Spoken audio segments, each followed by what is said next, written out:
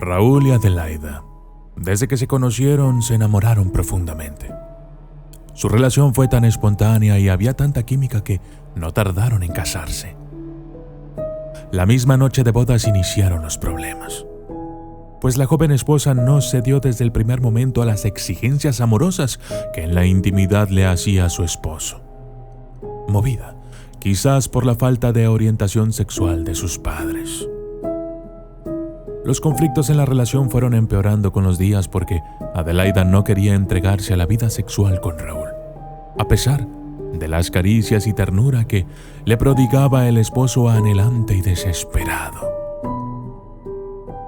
Transcurría el tiempo y Raúl, valiéndose de las mañas masculinas, fracasaba en sus intentos.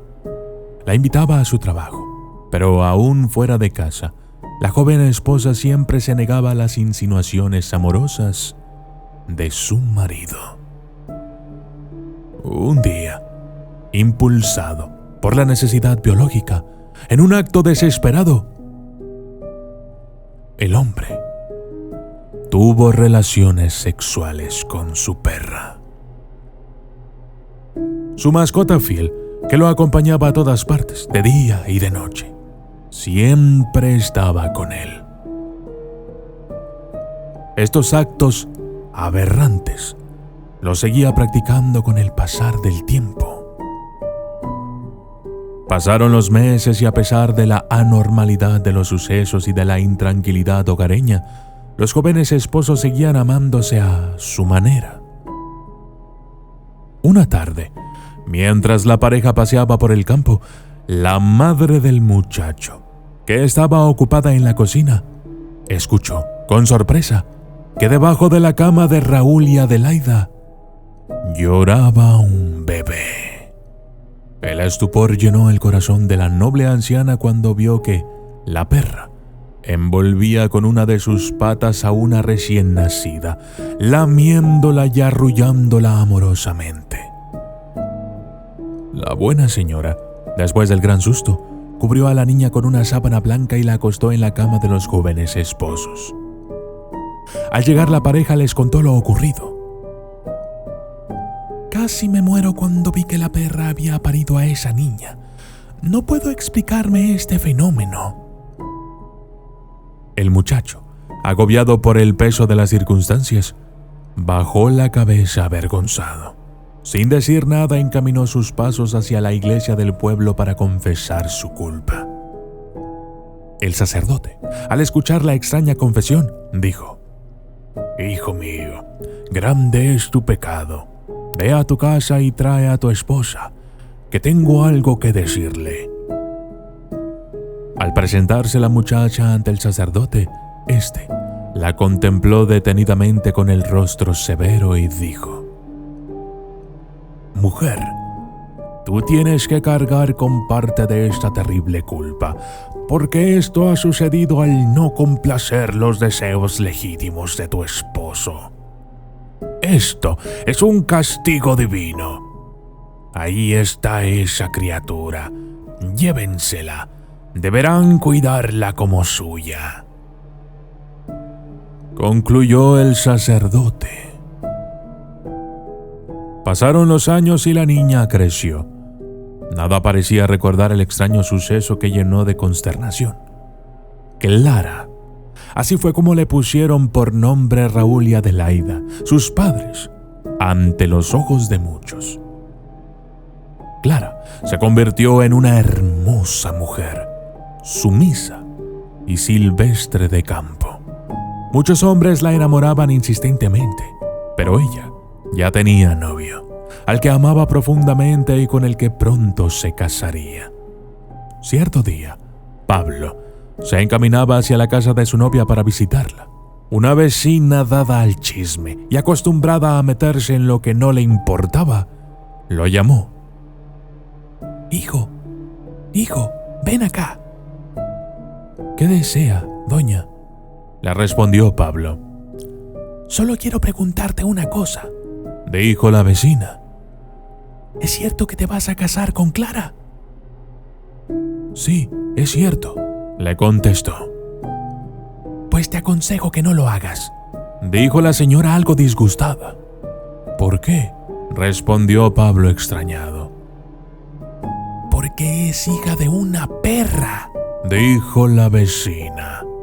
Pablo se enojó demasiado y por impulso empujó a la anciana por haber ofendido a su prometida. Pero la perversa mujer, sin perder la calma, gritó: «¡Suéltame, ignorante! Si no crees lo que te digo, te lo voy a demostrar».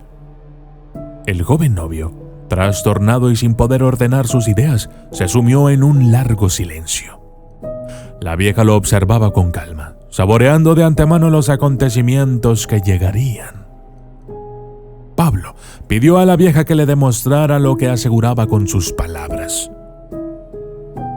«Espera a que llegue la noche y espía por la cerradura del cuarto de tu amada, y vaya que te convencerás», le dijo la anciana chismosa.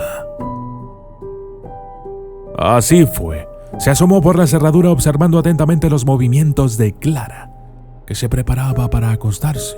La belleza imponente de su prometida se expuso a la vista penetrante del muchacho al caer del cuerpo femenino todas las ropas que cubrían su cuerpo. Ante el asombro del hombre, ella dio varias vueltas antes de acostarse plácidamente en el fresco petate de su cama. No había duda. Su novia tenía la misma costumbre de los perros de dar vueltas antes de acostarse. Las lágrimas lo traicionaron y abandonó el lugar precipitadamente. Así pasaron los días y ella, llena de inquietud, notaba la ausencia de su prometido. Extrañada por aquella conducta, decidió escribirle, exigiendo una explicación por haber suspendido sus visitas intempestivamente. La respuesta no se hizo esperar. «Creí estar enamorado, pero mi amor no llega al grado de casarme con un ser irracional, ya que me di cuenta por mis propios ojos de que tú eres la hija de una perra». El golpe emocional fue tremendo. La agarró por sorpresa y desde aquella fecha su vida fue de sufrimiento. El profundo dolor de un frustrado amor produjo en Clara una prolongada enfermedad que culminó en la agonía y con ella una muerte lenta.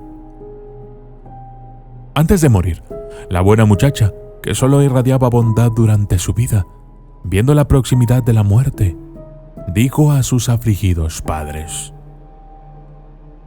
«Concédanme un último deseo. Quiero que lleven mi cadáver a la iglesia para que ahí me velen. Quiero que la vecina de enfrente sea la única persona que acompañe mi cuerpo.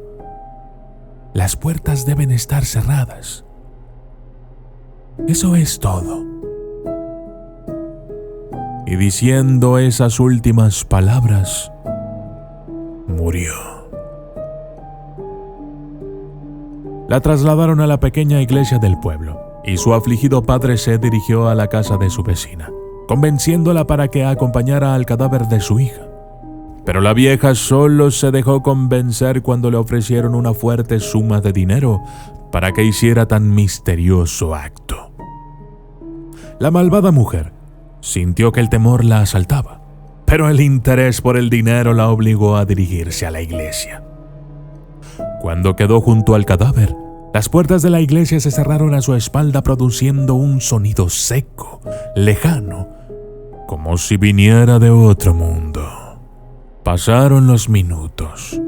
El silencio apenas era interrumpido por el silbido del viento que penetraba en el recinto sagrado, moviendo suavemente las pequeñas llamas que coronaban siniestramente las velas, rodeando el ataúd. 12 campanadas se dejaron escuchar, haciendo vibrar la iglesia. De pronto, de manera misteriosa, eran las 12 de la noche. La puerta principal de la pequeña iglesia se abrió. dando paso a una monja que, sin detenerse, se dirigió al féretro, se arrodilló ante la puerta y luego se dirigió a la sacristía. Pocos minutos después apareció un sacerdote que hizo una reverencia ante el ataúd, desapareciendo en igual forma que la monja. Nuevamente se escucharon unos pasos firmes y por la puerta principal apareció un obispo. Llegó hasta donde estaba el cuerpo inerte e hizo lo mismo que la monja y el sacerdote, desapareciendo detrás de la sacristía. Entonces, el ataúd se abrió y lentamente la joven iba levantándose. Primero alzó un brazo, luego el otro, hasta que se incorporó lentamente dirigiéndose a la anciana que le causó tanto daño, hablándole con voz lejana, impersonal y fría. Mala mujer, ¿viste pasar ante mí a una monja, un padre y un obispo? El cuerpo de la interrogada se convulsionaba. El color escapaba de su rostro mientras sus ojos reflejaban un terror indescriptible. Sí, los vi, pero... respondió con miedo. Esos eran los hijos que Dios me había destinado en el matrimonio que con tu maldad impediste, dijo la joven fallecida. Ahora que estoy muerta por tu culpa, los he perdido.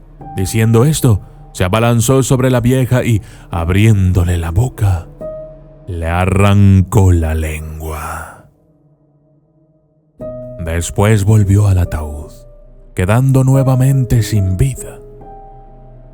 Al día siguiente, cuando abrieron la iglesia, el pánico fue general entre dolientes y curiosos cuando entraron y vieron a la anciana muerta, tirada en un charco de sangre.